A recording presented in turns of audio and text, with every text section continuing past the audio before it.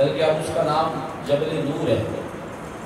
پورے پہاڑ، جبل کہتے ہیں پہاڑ کو، نور کہتے ہیں نور والا پہاڑ، اس سے پہلے تو وہ نور والا نہیں تھا۔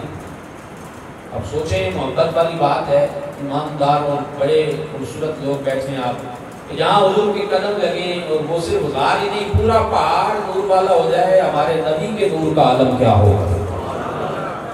حضور کا قدم لگے تو پورا پہاڑ نور والا ہو گیا، جبل نور، حضور کے اپنے نور کا عالم کیا ہوگا؟ اور پھر لوگوں نے کہا نہیں کہ وہاں قرآن اترا ہے تو اس کی وہ جبل نور ہوا۔ قرآن کی آیات کی وجہ سے علماء نے اس کا بھی بڑا پیارا جواب دیا، لڑائی تو کوئی نہیں ہے، پیاری سی بات ہے کہ چند آیات وہاں اتری ہیں، سارا قرآن نہیں آیا۔ پہلی 5 آیات سورہ علق کی، اقرأ بسم ربک الذی خلق، وہ آئی۔ اب لوگوں نے کہا ان چند آیات کی وجہ سے وہ پہاڑ جبل نور ہو گیا، اسے جبل نور ہونے کی سعادت نصیب ہو گئی کہ وہ نور والا پہاڑ کہلواتا ہے۔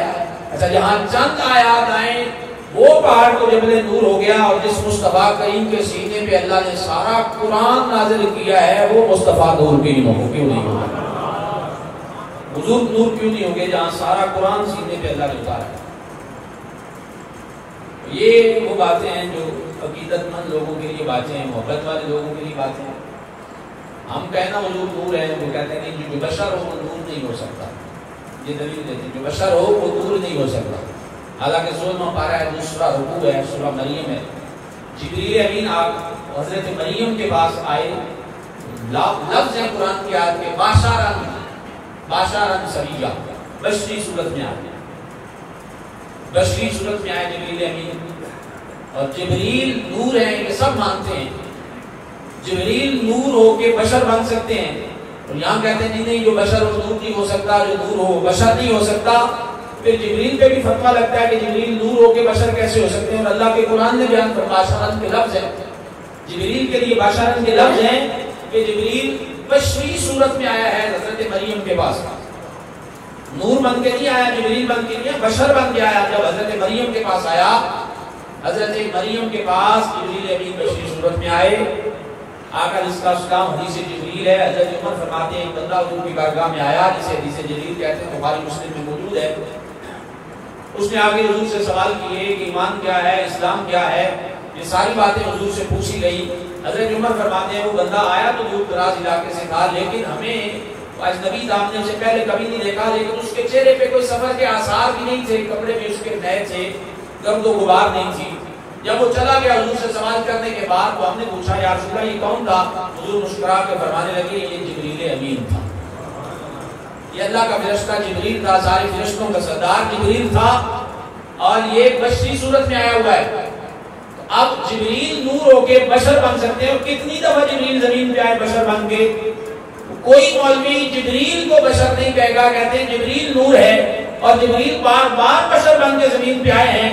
جبریل اگر بار بار بشر بنے تو اس کی نورانیت میں فرق نہیں پڑتا۔ میرے اور آپ کے آقا و مولا آمینہ کے لال تو صرف ایک دفعہ بشر بن کے آئے ہیں، اور وہ کہتے ہیں حضور بشر ہے۔ حضور کی نورانیت میں کیسے فرق ہو گیا؟ جبریل بار بار بشر بن کے آئے، اس کی نورانیت میں فرق نہیں آ سکتا، تو حضور بھی اگر ایک دفعہ بشر بن کے آ گئے ہیں تو حضور کی نورانیت کا بھی انکار نہیں کیا جا سکتا، حضور کی نورانیت کا بھی انکار نہیں کیا جا سکتا، حضور بھی نور ہے۔ لیکن ہم بشر بھی مانتے ہیں، ہمارا عقیدہ حضور کو بشر بھی مانتے ہیں، لیکن نورانیت کا انکار بھی ٹھیک نہیں ہے۔ پھر کہتے ہیں جو نور ہو وہ کھاتا نہیں ہے، وہ پیتا نہیں ہے، حضور نے تو کھایا پیا ہے۔ حالانکہ انہیں یہ پتا، بخاری کی حدیث ہے، حضور نے ارشاد فرمایا صحابہ سے، جب صحابہ نے وصال کے روزے رکھنے شروع کر دیے، حضور بھی رکھ رہے تھے، تو آقا علیہ السلام نے ارشاد فرمایا صحابہ ایکم مثلی، تم میں سے میری مثل کون ہو سکتا ہے؟ یا رسول اللہ آپ کھاتے پیتے نہیں ہیں، تو ہم نے بھی وہی کرنا شروع کر دیا، کیونکہ صحابہ حضور کی ہر ادا کو اپنانے کی کوشش کرتے تھے، کہ جو حضور کرتے صحابہ بھی کرنے کی کوشش کرتے تھے۔ تو حضور نے واضح فرما دیا ایکم مثلی، قیامت تک کے لیے فتویٰ دے دیا، اے صحابہ تم میری مثل نہیں ہو سکتے، جب ابو بکر عمر عثمان و علی جیسے صحابہ حضور جیسے نہیں ہو سکتے، تو میں اور آپ یا کوئی مولوی حضور جیسا کیسے ہو سکتا ہے؟ صحابہ حضور جیسے نہیں ہو سکتے، حضور نے خود فرمایا تم میں سے میری مثل کون ہو سکتا ہے؟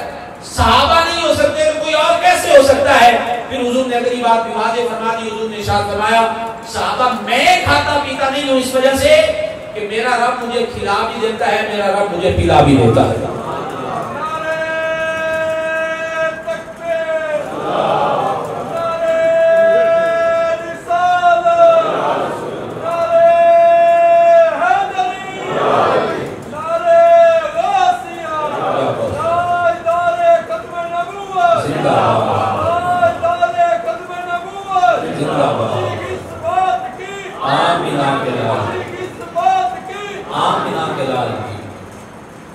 حضور نے فرمایا ہوا یبیت ربی ویطعمنی ویسقین، میں اپنے رب کی بارگاہ میں رات گزارتا ہوں، میرا رب مجھے کھلا بھی دیتا ہے، میرا رب مجھے پلا بھی دیتا ہے۔ یہ لفظ ہے بخاری کا، کریم آقا علیہ السلام۔ اور پھر سوال یہ ہو جاتا ہے جی نور کھاتا پیتا نہیں ہے، آپ حضرت جناب موسیٰ علیہ السلام کا واقعہ آپ نے سن رکھا ہے، آپ کے ہاتھ میں عصا تھا، ان جادوگروں نے حضرت موسیٰ علیہ السلام کے سامنے رسیاں ڈالی اور جادو کیا، لوگوں کی نظروں میں جادو کیا اور رسیاں سانپ لگنے لگی، پورے میدان میں ادھر ادھر سانپ پھر رہے ہیں اور بڑی تعداد میں، ہزاروں کی تعداد تھی وہ رسیاں، جادوگروں کی جادوگری کی وجہ سے لوگوں کو وہ سانپ لگ رہے تھے، رسیاں نہیں لگ رہی تھی۔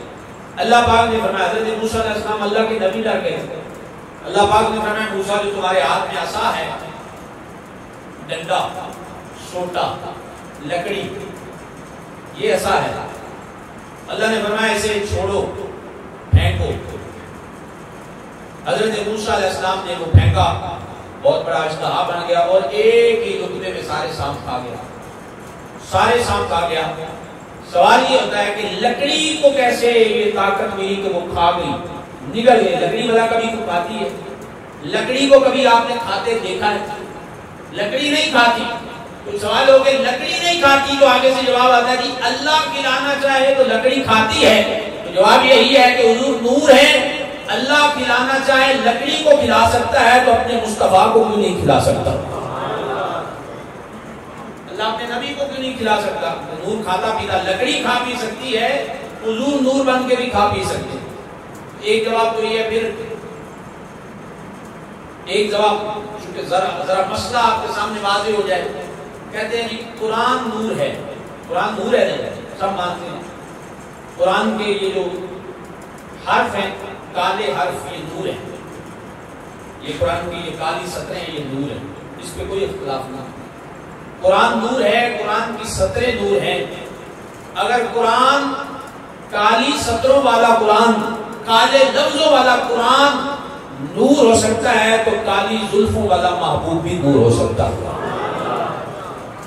کالی زلفوں والا محبوب بھی نور ہو سکتا ہے۔ آقا علیہ السلام کی نورانیت کا انکار نہیں ہے، جبل نور حضور کی وجہ سے جبل نور ہوا۔ قرآن کی چند آیات آئی ہیں، باقی سارا قرآن حضور کے سینے پہ اترا ہے، اور وہ آیات بھی حضور کے سینے پہ اتری ہیں، بیٹھے حضور وہاں سے، اس نسبت کی وجہ سے اسے جبل نور کہا جاتا ہے۔ باقی تو حضور جہاں جہاں گئے قرآن ویسے پیچھے پیچھے آیا، بدر میں بھی قرآن آیا تو بدر کے میدان کو بھی نور کہتے ہیں، مکہ کی گلیوں میں بھی قرآن آیا ہے، مدینہ کی گلیوں میں بھی قرآن آیا ہے۔ وجہ یہ ہے کہ یہ سارا تیری نسبت کا ہی کمال ہے۔